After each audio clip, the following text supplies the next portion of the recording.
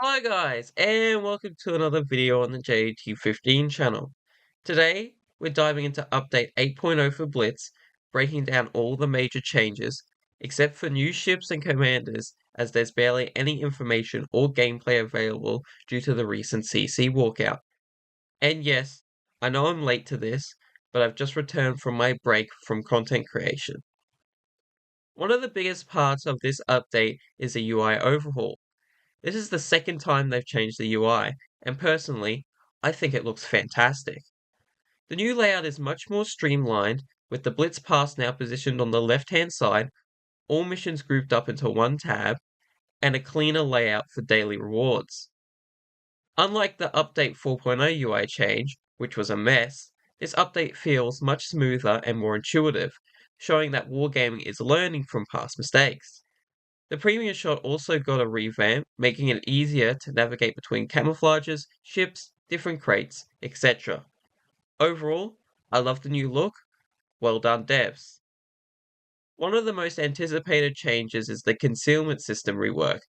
Now when you fire your main or secondary guns, your concealment range will match the weapon fired. This gives destroyers and stealth-focused ships more opportunities to reposition. Additionally, if no enemies are within detection range, your concealment resets in just 3 seconds instead of the previous 20.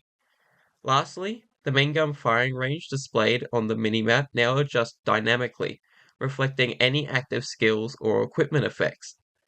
This concealment rework is a great change, especially for the aforementioned stealth-focused ships that rely on quick slipping in and out of visibility. The invitation system also received a good overhaul. I like the ability to set requirements for team invites, but I don't see why they had to remove the old Invite All button. Why not just keep both? That being said, the new system is much cleaner, and overall, it's a solid improvement. Good job, Wargaming.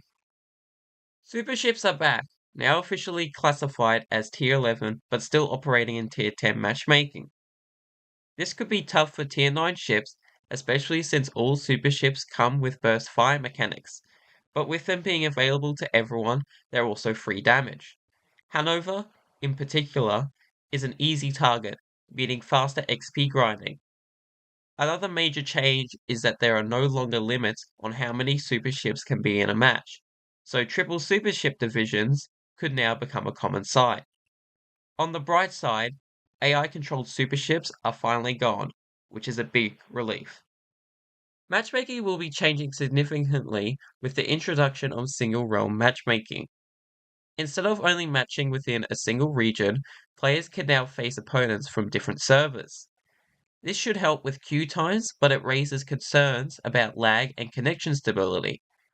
We knew this was coming as Wargaming tries to reduce bot numbers in battles, which is linked to the declining player base.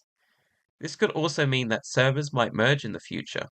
Personally, I don't mind, as long as cross-server lag is minimal, and if they do decide to combine all servers into one, we get the opportunity to combine our accounts from different servers. Bot AI has been a problem for years, and Wargaming has finally admitted it. They've dedicated extra resources to fixing bot behavior, but there's no clear timeline for meaningful improvements. Interestingly, Wargaming created a separate team for this fix while keeping their main team focused on other updates. This could create problems later when the main developers need to work with the new bot code. In my opinion, it would have made more sense to assign the new team to less critical features instead.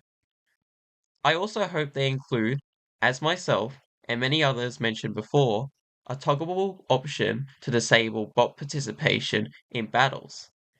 Many competitive players are perfectly fine with longer wait times if it means having full matches with real players. For now, we just have to wait and see if these changes make a difference, because bots still continue to ruin the gameplay experience for players. We're also getting a performance optimization update aimed at making the game run smoother and more stable across all devices. Crashes, lag, and frame drops have been a big issue, especially for iPad players like myself, so hopefully this update improves overall stability. Another visual change is the Skybox upgrade, which enhances the look of the skies in-game. While this doesn't affect gameplay, it does improve the game's overall immersion. That said, I'd rather they focus on fixing map bugs first, like invisible islands. A few other smaller changes include an increase in fleet size cap by 100 ships, which is great for veteran players. Spawn positions on the colorful islands map have also been adjusted, which is a welcome fix because they were terrible before. The silver compensation changes initially caused some concern, but I have had it confirmed that they only apply to tech tree ships in bundles. This means you can still get cheap gold by owning premium ships in bundles.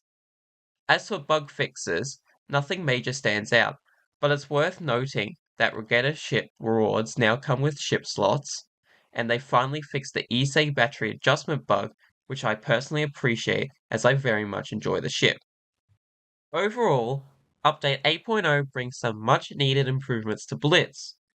The UI overhaul is a fantastic step forward in making the game more user-friendly, and the invite system changes offer better customization for team play. The concealment rework is also a welcome change, adding more depth to stealth-based gameplay.